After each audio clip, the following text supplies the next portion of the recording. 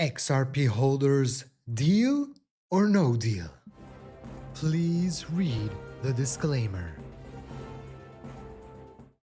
Hello, beautiful people. Shalom, money makers. So right now, XRP is sitting at $1.95. Basically, deleted all of the pullback that we saw this morning that came after we saw attacks from the US, from Iran, and the deal was looking a little bit shaky.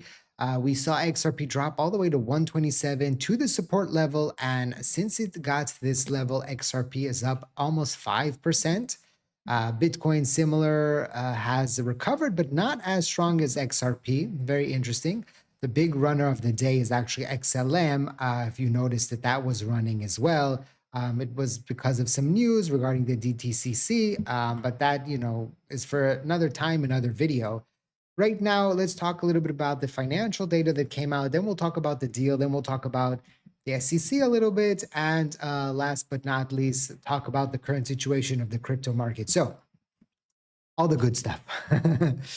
US GDP came in below expectations. So this is not good, right? GDP quarter on quarter, second quarter estimate, actual 1.6, the forecast was 2, the previous was 2, and the price index 3.5, forecast was 3.6, and US GDP deflator SA prelim was 4.35, which was previous was 3.6. Growth came in weaker than expected while inflation pressure eased slightly.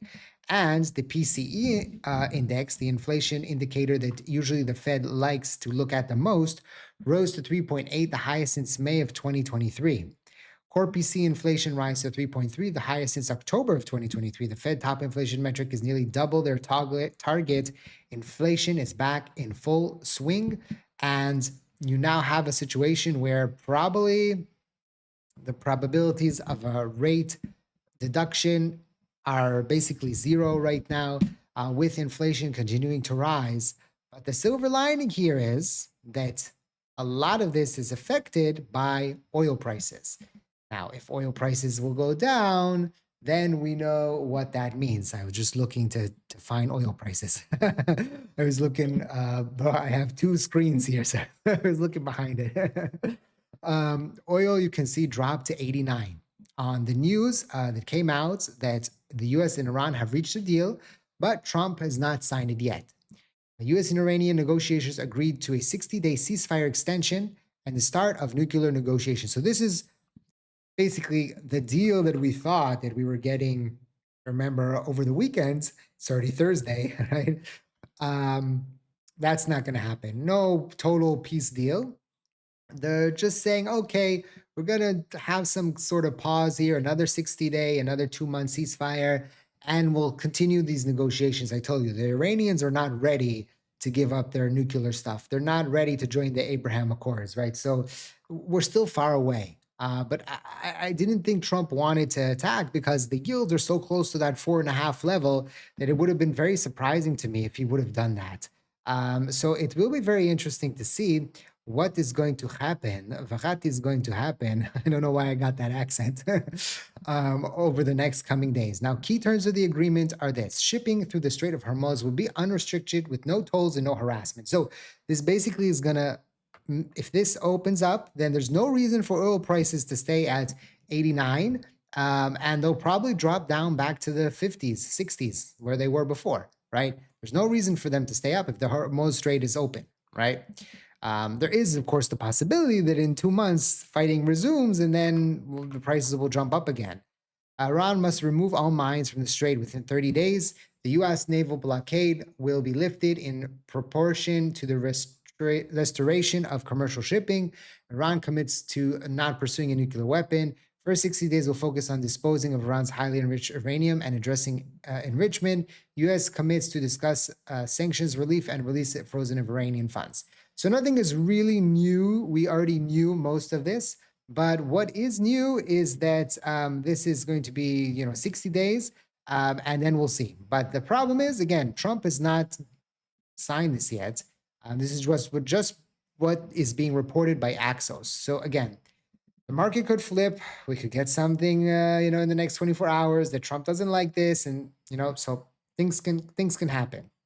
As always, just want to remind you that this video is for educational purposes, for entertainment purposes only, not financial advice. Always do your own due diligence before you decide to invest. Okay? Very, very important. Now, there are some people that are saying, "Hey, there's no money in the crypto market, and crypto." Listen, from the beginning of the year, crypto, or even from October 2025, since October 10th, uh, the crypto market and Bitcoin has completely disconnected from the global market rally, right? XRP. Since October 2025, every major asset on Earth is up, except the crypto market. This is the South Korean market, silver, the Japanese market, the Nasdaq, the Russell, gold, S&P, Bitcoin minus 40%, and XRP minus even more.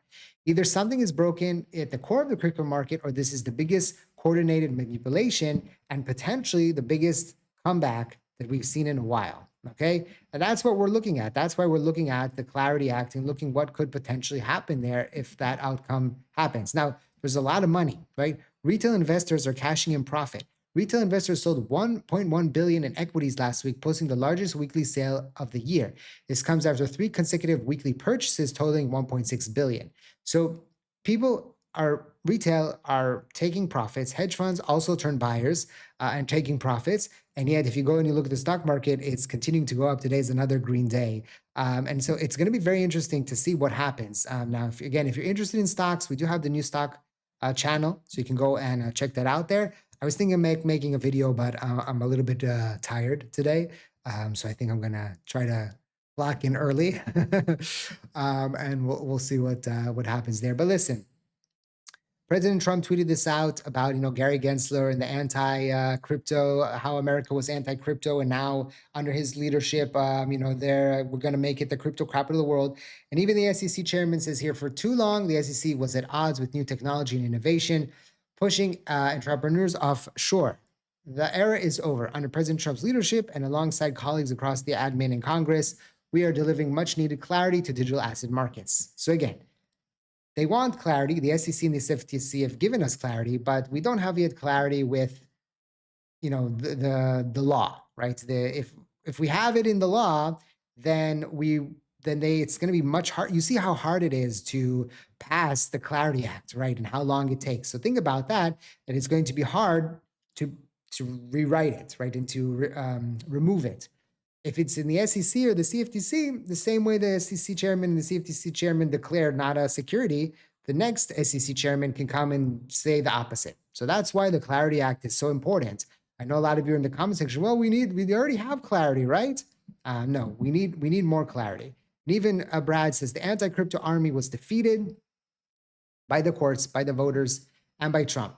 It never made policy, legal, or political sense. Combating financial innovation only helped protect those that wanted to keep an old, often broken system in place. And when you hear these things, you see these things, my confidence in the Clarity Act passing arises. Now, again, maybe something politically happens and they can't do it, or they fight and get pushed, or there's something more important. That's the only scenario I can see right now. Clarity Act not passing. Okay.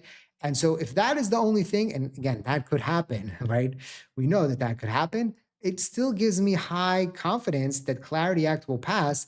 And then once that passes, that black cloud that we're seeing over the crypto market can be lifted. So that's what I'm going to be looking for in the next coming days. Of course, if there's a peace agreement or a ceasefire agreement, then it would be good for the markets because it means less shenanigans and less, potential for sell-offs. So that will be very, very important for the crypto market. Let me know in the comment section, what do you think is going to happen here? Deal or no deal? Thank you for watching. I hope to see you next time. And like I always say, let's make a lot of money.